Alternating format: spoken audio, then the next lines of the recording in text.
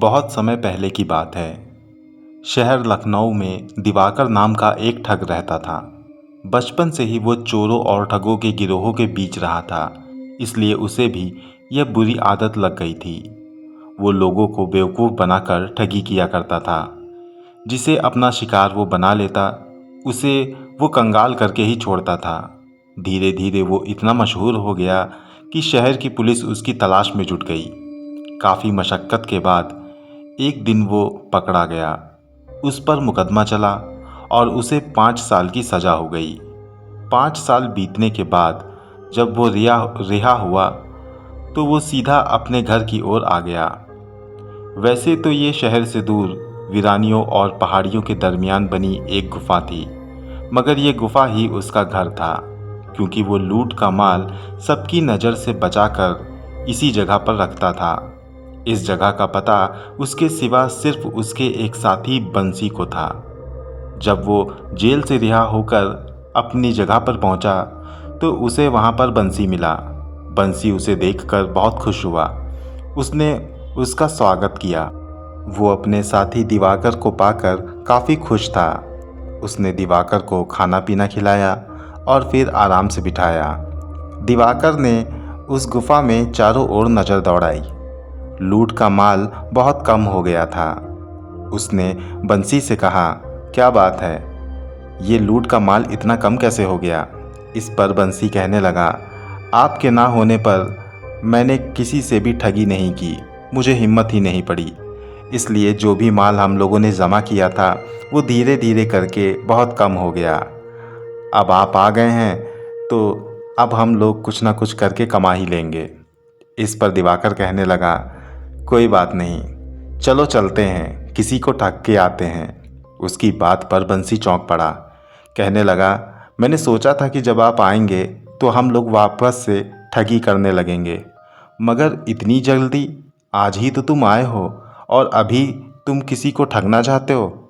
इस पर दिवाकर कहने लगा, हाँ भाई, मैं ठगना चाहता हूँ, क्योंकि अब मुझे कोई नहीं रोक सकता। अब मैं जिसको चाहूँगा उसको ठग लिया करूँगा। बंसी कहने लगा, ऐसा तो तुम पहले भी कर लेते थे, मगर उस्ताद मेरी बात मानो, अभी अभी तुम छूट के आए हो और मैं नहीं चाहता कि तुम दोबारा से पकड़े जाओ। पुलिस की नज़र तुम पर ही होगी। इस पर दिवाकर ज़ोर से हंसने लगा। फिर उसने कहा, पुलिस की नज़र अब मुझ पे कभी नहीं पड़ पाएगी। वो दूसरा दिवाकर था जिसको पुलिस ने पकड़ लिया था। अब मैं वो दिवाकर नहीं रहा। बंसी कहने लगा, क्या मतलब?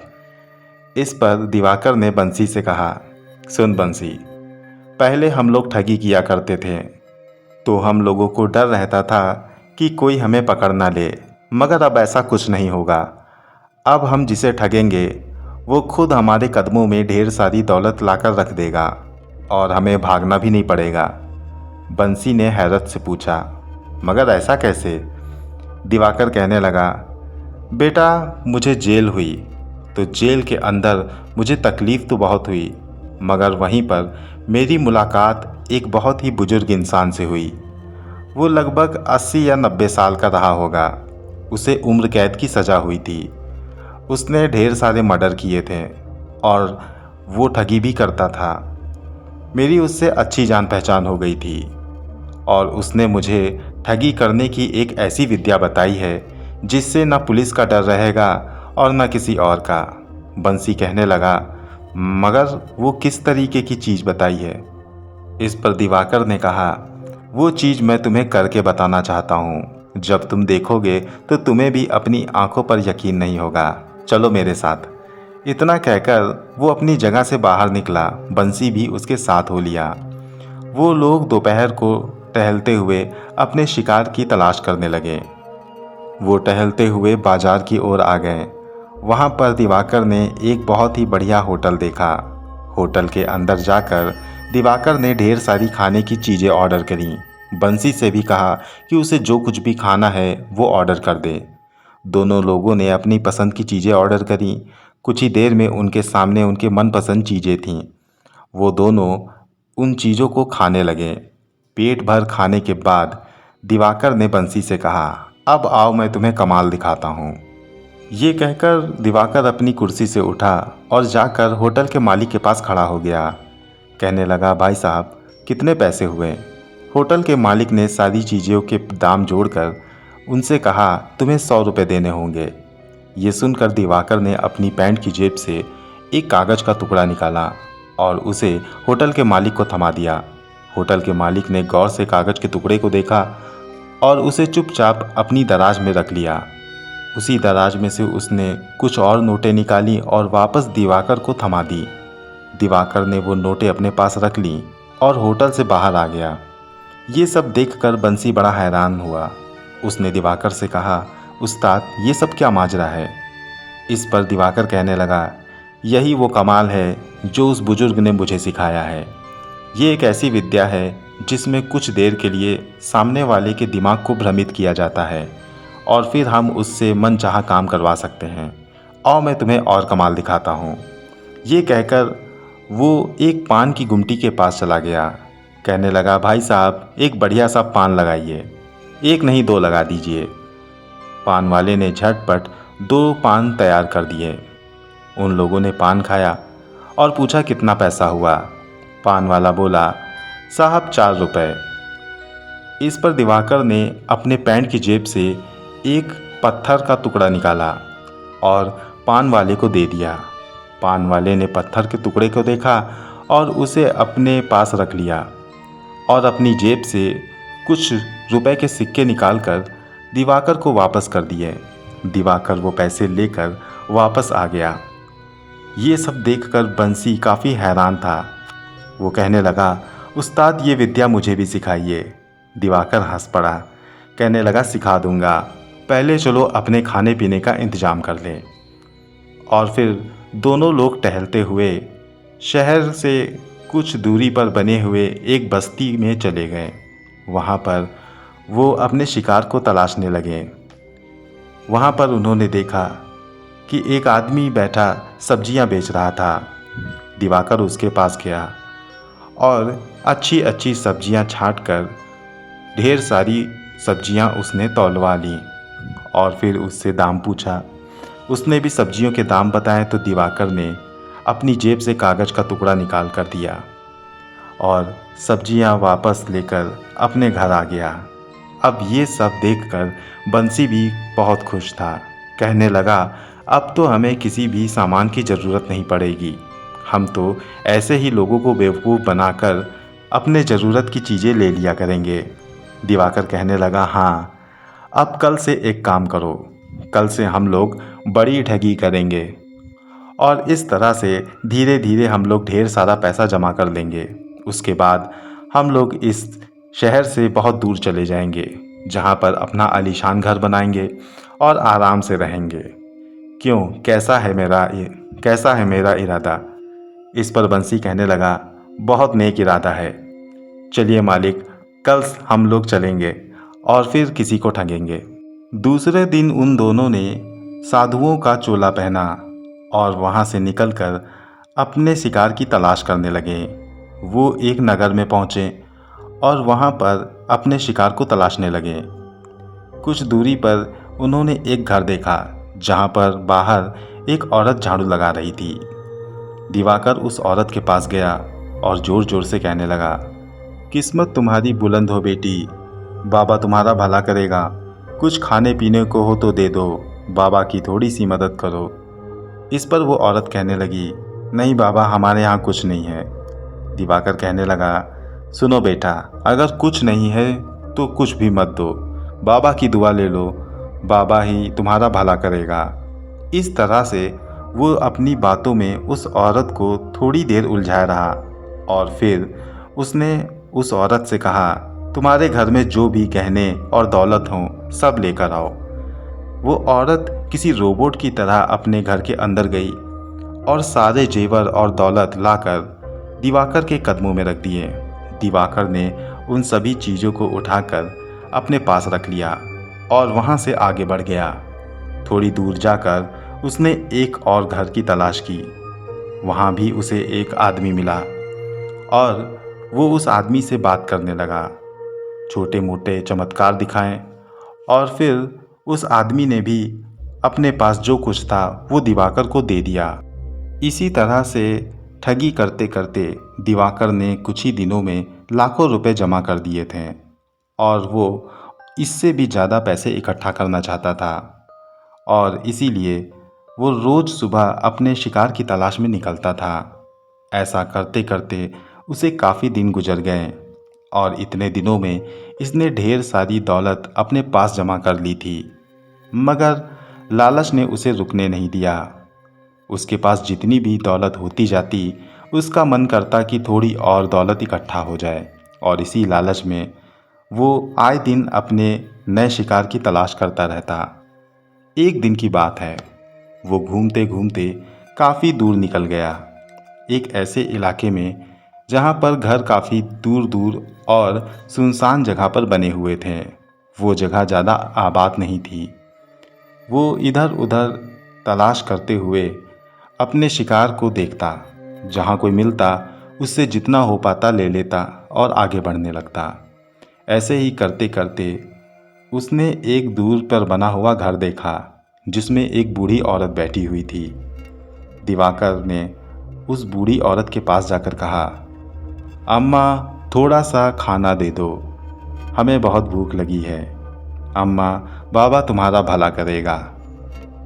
दिवाकर अपनी बातों में उस औरत को फंसाने की कोशिश कर रहा था।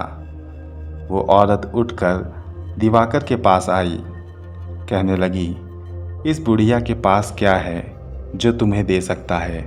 रूखी सूखी बनाई है, वही अगर खा पाओ तो खा लो। वो कहने लगा, जी अम्मा आप मुझे जो चाहें वो दे दें, मैं खुशी खुशी खा लूँगा। इतना कहने पर बुढ़िया ने उसे अंदर बुलाया। ये दोनों लोग उसके घर के अंदर चले गए।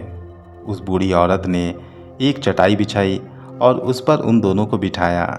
फिर धीरे धीरे कदम बढ़ाकर वो रसोई गई और रसोई से कुछ खाने पीने का सामान ले आई, जिसमें थोड़ा सा जर्दा पुलाव, रोटी और कटोरे में भरकर खीर उनके सामने रख दी। वो लोग खाने लगे। वो बूढ़ी औरत भी उनके पास बैठकर हाथ से बना हुआ पंखा चलाने लगी। दिवाकर मन ही मन सोच रहा था कि खाना खाने के बाद इस औरत को भी लूट लिया जाएगा।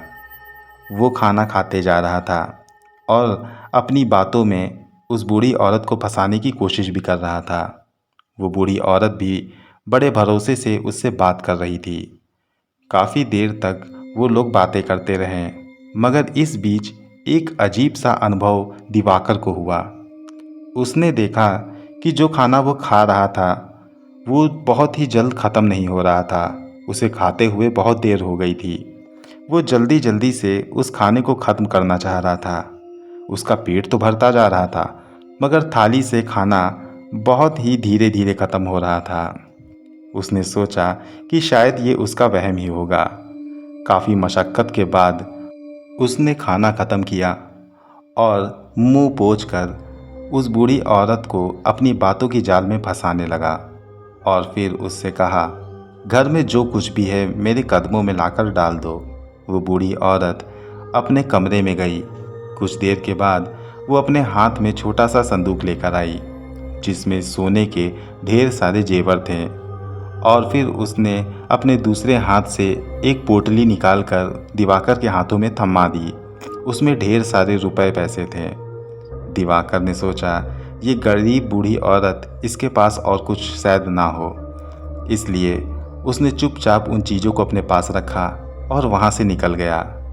वहाँ से अब वो जल्दी ही अपने घर जाना चाहता था, मगर हैरत हुई उसे कि जिस रास्ते से वो आया था वो रास्ता उसे मिल नहीं रहा था। वो अपना रास्ता भटक चुका था। वो जिधर भी जाता घूम फिर के उसी बूढ़ी औरत की पास वाली गली में ही आ जाता। वो घूम फिर के बार बार उसी जगह पर आ रहा था। ऐसा करते हुए उसे बहुत देर हो गई और उसने देखा कि अब शाम ढलने वाली है। उस वीरान इलाके में उसको पता बताने वाला भी कोई नहीं था। वो कोशिश करता रहा कि वो जल्दी से वहाँ से निकले। इसी कोशिश में वो एक दूसरी गली में घुसा। वहाँ से चलते चलते वो एक सुनसान जगह पर आ गया। क्या देखता है कि उस जगह पर बहुत सारे सांप जो ज़मीन पर इधर उधर रेंग रहे थे। उन्होंने रास्ता रोक रखा है। वो रास्ता क्रॉस करके दूसरी तरफ जाना चाहता था, मगर सांपों की वजह से वो उधर जा नहीं सकता था। अगले ही पल उन सांपों ने अपने फन उठाकर दिवाकर की ओर देखा और सारे के सारे सांप दिवाकर को दौड़ाने लगे। ये देखकर दिवाकर जोर से वहाँ से भगा। दिवाकर के साथ उसका साथी भी भागने लगा। दोनों भागते हुए अपनी जान बचाते हुए इधर से उधर गलियों में कूदते फांदते अपनी जान बचाने की कोशिश कर रहे थे। काफ़ी देर भागने के बाद उन्होंने पाया कि सांप अब उनके पीछे नहीं है। वो लोग ज़ोर से हाँफ रहे थे। उन्हें रास्ता नहीं मिल रहा था। कुछ देर के बाद उन्होंने एक आदमी देखा। वो दौड़कर उसके पास गए। कहने लगे कि हम रास्ता भूल गए हैं, हमें रास्ता बता दीजिए। वो आदमी उनकी तरफ देखकर मुस्कुराया। कहने लगा कि ठीक है, यहाँ जो भी आता है रास्ता ही भूल जाता है। आइए, मैं बाहर ही जा रहा हूँ, आपको ले चलूँगा। ये कहकर उसने उन दोनों को अपने घर पे बिठा लिया और खुद अंदर कमरे में चला गया। काफ़ी देर इंतज़ार करने के बाद भी वो बाहर निकल कर नहीं आया तो दिवाकर ने उसे आवाज़ लगाई, मगर अंदर से कोई जवाब नहीं आया। दिवाकर जब अंदर गया तो उसने देखा कि वहाँ कोई नहीं था तो बस एक बहुत ही बड़ा सा सांप जो फुफकार कर उसकी ओर दौड़ पड़ा था। ये देखकर दिवाकर वहाँ से भागने लगा और उसके साथ बंसी भी। वो लोग वहाँ से भागते भागते दूसरी गली में आ गए और भागते ही हुए अचानक न जाने कैसे उनका पैर किसी कुएं में पड़ गया और वो धाड़ से कुएं के अंदर गिर गए। कुएं का पानी लगभग सूखने की स्थिति में था। उसमें कीचड़ की तरह पानी भरा हुआ था। उन्हें समझ नहीं आया कि रास्ते में ये कुआं कैसे आ गया, मगर अब वो दोनों लोग कुएं में गिरे पड़े थे। वो मदद के लिए चिल्लाने लगे। उन्हें कुछ समझ नहीं आ रहा था। देखते ही देखते उन्होंने पाया कि वही ढेर सारे सांप उस कुएं में उतरने लगे और एक एक करके हजारों सांप उस कुएं के अंदर आने लगे। अब ये देखकर दिवाकर और तेजी से चिल्लाने लगा। फिर उसने देखा कि कुछ लोगों ने ऊपर से रस्सियां डाली। दिवाकर ने उस रस्सी को पकड़ लिया और उन लोगों ने दिवाकर और उसके चेले को ऊपर घसीट लिया। ऊपर आकर उन लोगों ने राहत की सांस ली और उनका शुक्रिया अदा करने लगे। और जैसे ही वो लोग वहाँ से जाने लगे, उसने देखा कि वो सारे आदमी कहीं गायब हो गए हैं। ये सब देखकर दिवाकर बहुत ज़्यादा डर गया। उसे समझ नहीं आया कि उसे बचाने वाले लोग अचानक कहाँ गायब हो गए हैं। तभी दिवाकर को अपने हाथों में कुछ महसूस हुआ।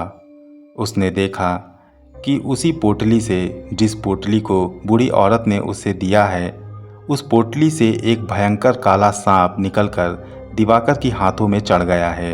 दिवाकर ने पोटली वहीं पर छोड़ दी और ज़ोर ज़ोर से भागने लगा कि तभी उसका पैर लड़खड़ा गया और वो ज़मीन पर गिर गया। ज़मीन पर गिरते ही बूढ़ी औरत का संदूक भी उसके हाथ से छूट गया और उसका ढक्कन खुल गया, जिसमें से लातादाद सांप निकलकर दिवाकर का पीछा करने लगे। दिवाकर अपनी जान बचाकर वहाँ से भागते हुए उसी बूढ़ी औरत के घर के करीब जा पहुँचा। जब उसने देखा कि बचने का कोई रास्ता नहीं है तो वो दौड़कर उसी बूढ़ी औरत के घर के अंदर चला गया। ज़ोर ज़ोर से चिल्लाने लगा। वो बूढ़ी औरत फिर से निकली। दिवाकर उनके पैरों पर पड़ के उनसे माफ़ी मांगने लगा।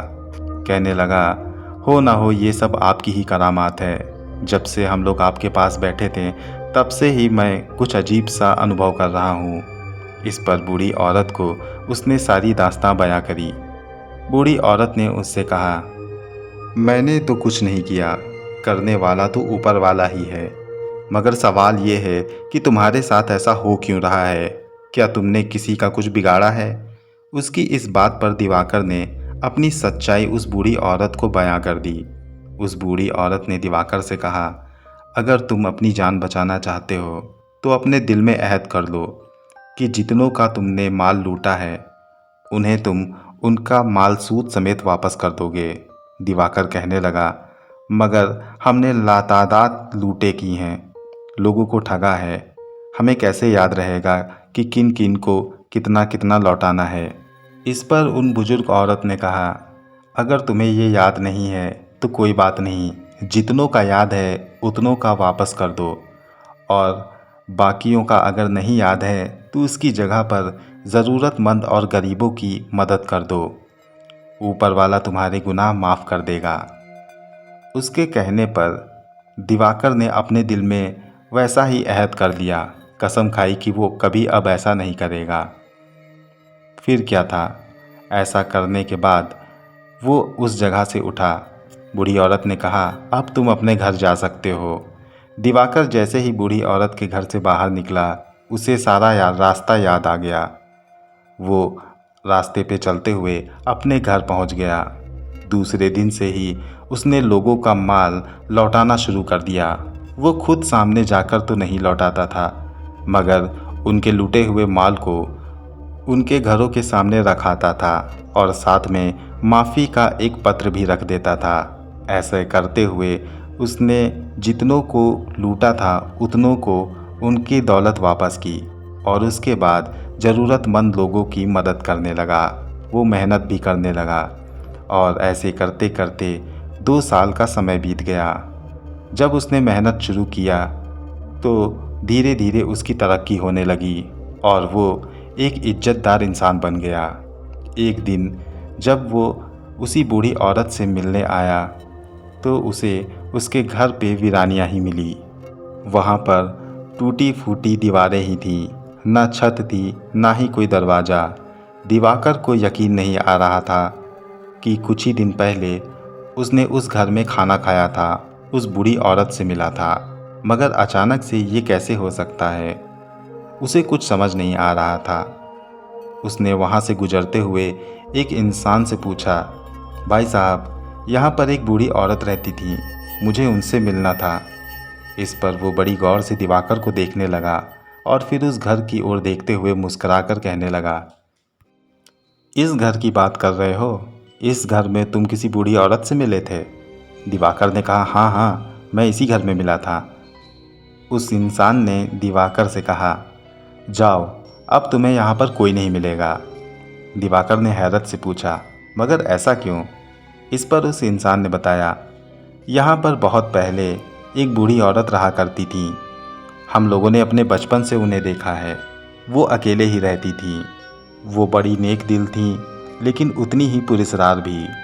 कहते हैं कि उनके पास बेशुमार जिन्नात थे। उन्होंने कई जिन्नातों को अपने काबू में करके रखा था। कईयों को तो वो बुलाकर उनसे बातें भी किया करती थी। उन्हीं के ज़रिए वो लोगों की मदद भी करती थी, और जो भी यहाँ पे आता था वो खाली हाथ नहीं जाता था। वो जब तक रहीं तब तक उन्होंने लोगों को नेकी का रास्ता ही दिखाया, मगर जब उनकी वफ़ात हुई तो उनकी वफ़ात के बाद भी वो यहाँ पर किसी न किसी को दिखती रहती हैं।